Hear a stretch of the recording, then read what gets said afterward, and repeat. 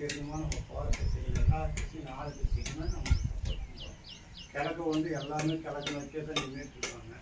நம்ம அவ்வளோ பேர்த்துக்கு கிழக்குல எல்லா வாய்ப்பும் கிடைக்குமானு கிடைக்காது. அதனால் வடக்கு நோக்கி நின்னோம்னா எல்லா திசைக்குமே நம்ம கட்டுப்பட்டு வரும் அப்படிங்கிறது வந்து ஒரு ஐடியா.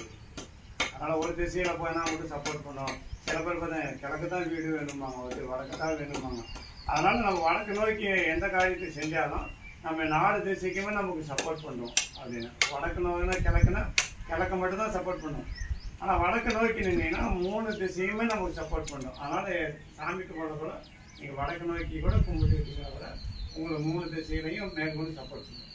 ஒரு திசைனா ஒரு திசையோடு நிற்காத, அந்த 3 திசையும் நமக்கு சப்போர்ட் பண்ணும். அதுக்காக நமக்கு சரியா. அதே மாதிரி நீங்கள் வந்தீங்க எல்லாரும் எவ்வளோ வேலை கற்று வந்தீங்க, எதுக்கு வந்தீங்கிறது எனக்கு தெரியாது. சமைச்சிங்களா சமைக்கலையா எல்லாம் ஒவ்வொருத்தரோட மனநிலை அறிவேன் ஒவ்வொரு டைமும். அதனால் இன்றைக்கி சண்டேங்கிறதுனால கொஞ்சம் தாமதமாக செஞ்சு கொடுக்கலான்னு கூட நீங்கள் வந்திருக்கலாம். அதனால் இந்த ஒரு தருணம் வந்து ஒரு ஐயன் கொடுத்த தருணம். இந்த தருணத்தில் இந்த ஒரு வாய்ப்பு நம்ம செய்கிறோம். இது வரைக்கும் நான் வந்து எல்லா தேசத்துலையும் நான் ஒவ்வொரு பூஜை செஞ்சுருக்கிறேன். அதனால் இந்த தேசத்தில் செய்யறதுக்கு நான் அங்கே உத்தரவு கேட்டிருக்காமோ அதை கேட்கல, ஆனால் வந்துட்டேன். இதை செய்யணும் அப்படிங்கிறது ஒரு முடிவு. இது திருவண்ணாமலையில் தான் செஞ்சேன். என் ஆலயத்தில் நான் செஞ்சுருக்கிறேன். 1 லிட்டர் எண்ணெய் 1 லிட்டர் தண்ணியில் நான் விளக்கேறி விடுவேன். அது காற்று புயல் மழை எது வந்தாலும் அது எரியும். அதுக்கான சக்தியை இறைவன் கொடுத்துருக்குறாங்க. அதனால் இதை பற்றி இந்த காற்று பற்றி நமக்கு கவலை இல்லை, அந்த ஐயன் பார்த்துக்குவார். ஏன்னா அவருக்காக நம்ம செய்கிறோம்.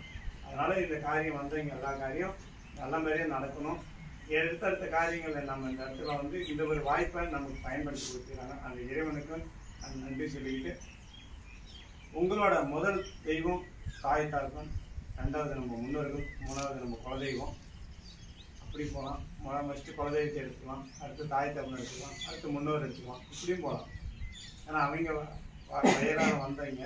அதனால் அவங்க வகையராக வந்து நீங்கள் வழிபடக்குள்ள நீங்கள் தாய் தகப்பனை வணங்கி, உங்கள் குலதெய்வத்தை வணங்கி, அதுக்கடுத்து உங்கள் முன்னோர்களை வணங்கி, அதுக்கடுத்து உங்கள் இஷ்ட தெய்வத்தை வணங்கிட்டு எந்த காரியத்தை செஞ்சாலும் அது சரியா. சிவனை மட்டும் நம்ம தரிசிக்க வேணாம்.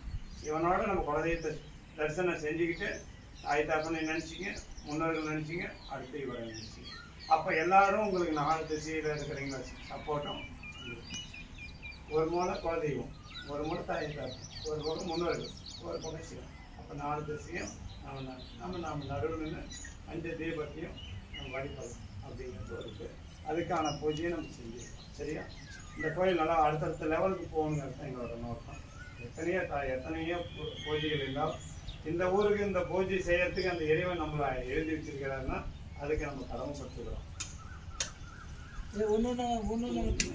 3 மட்டும் கொடுங்க எப்பயத்துக்கு நல்லா வேண்டிக்குங்க. எல்லாரும் என்ன காரியத்துக்கு வந்தீங்களோ எல்லாத்தோட காரியமும் சிறப்பாக நடக்கணும்னு மனசார பிரார்த்தனை பண்ணுங்க.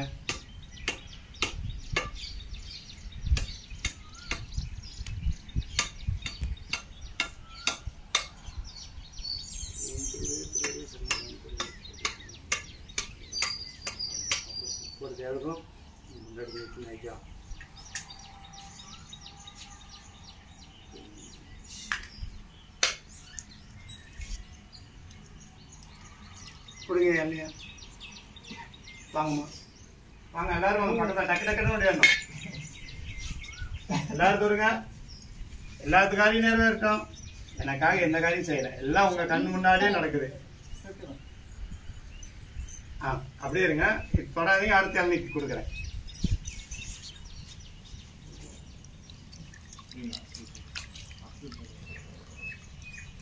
ஐயா, இதுக்கு மேல உங்களோட பொறுப்பு, என்னோட பொறுப்பு இல்லை.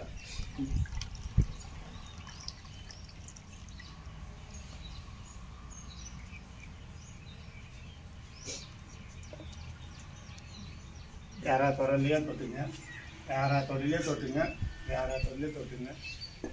வாங்க வாங்க. எல்லாத்தோட காரியமும் மனசளவில் இருக்குது. இது எனக்கு மட்டும் இல்லை, எல்லாம் உங்களோட பாவம். உங்களோட ஊர் மக்கள் நல்லா இருக்கணும், இந்த ஊர் சுபிட்சமாக இருக்கணும். இந்த சிவன் நம்பி வர மக்கள் அத்தனை மக்களும் கோடியான கோடி யாரெல்லாம் இவர் கஷ்டம் கண்ணீரோட வேதனையோட சோதனையோட எனக்கு வந்து ஐயனை கையெடுத்து கும்பிட்ட அத்தனை குடும்பத்துக்கும் இளநீர் எதுக்கு விளக்கேறிய நான் எடுத்த காரியத்தை உடனே நிறைவேற்றணுங்கிறதுக்காக இந்த ஐயனுக்கு இந்த விளக்கேற்றுறோம். சரியா.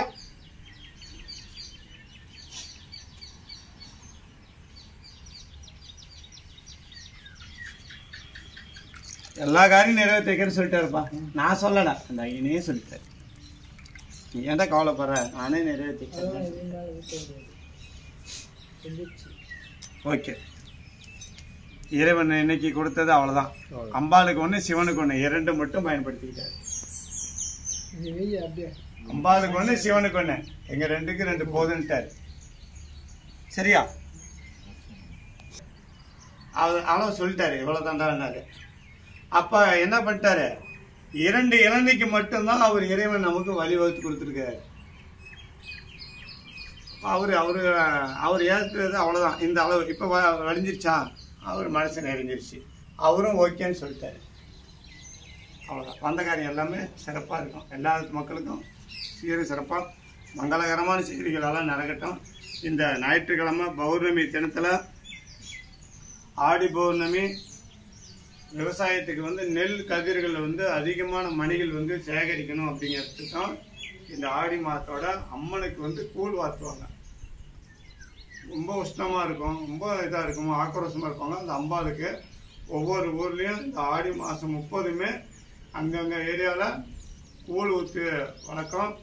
அதனால் இருக்கிற தானியங்கள் அதிகரிக்கணும், நெல்மணிகள் அதிகரிக்கணும், விவசாயம் நல்லா செழிப்பாக இருக்கணும், காய்கறிகள், பழங்கள், பூக்கள் எல்லாமே எல்லா மக்களுக்கும் சென்றடைய இந்த ஞாயிற்றுக்கிழமை பௌர்ணமியில் நல்லா விவசாயம் செழிப்பாக இருக்கணும், எல்லாத்துக்கும் தேவையான பொருள் கைக்கு கிடைக்கணும் அப்படின்னு இந்த ஆடி பௌர்ணமியில் இந்த பிரமேஸ்வரர் அவரோட ஆலயத்தில் படைத்த பிரம்மான்னு சொல்லுவாங்க, படைத்த பிரமேஸ்வரரே நமக்கு படியிழக்க போகிற இன்னைக்கு இந்த பௌர்ணமி, இந்த ஞாயிற்று நாள் இந்த வேலையில் இந்த வேலையை செஞ்சுருக்காங்க. எல்லா உலக மக்களும் நலனுக்காக ஒட்டுமொத்த தமிழ்நாட்டு மக்கள் அனைவரும் சீரும் சிறப்பாக அந்த பௌர்ணமியில் இருக்கணும். இந்த இளநிலை விளக்கேற்றி எல்லா மக்களும் திரும்பி பார்க்கக்கூடிய இடத்துல இந்த பிரமேஸ்வரர் எல்லாத்தையும் திரும்பி பார்க்க வைக்கணும். இந்த கோடியான கோடி வேண்டுதலை நிறைவேற்றி வைக்கணும்னு மனப்பூர்வமாக வேண்டுறோம். அப்பா பிரமேஸ்வரர்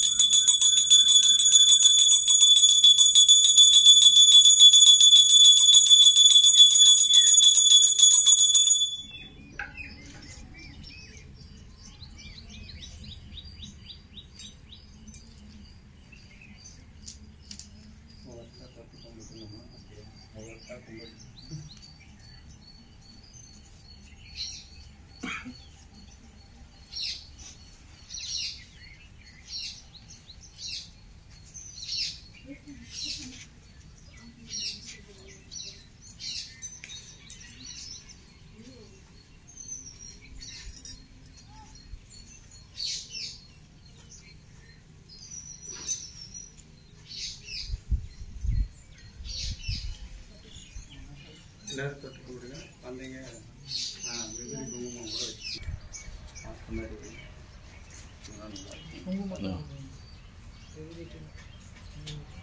தெரியுதா மூஞ்சி?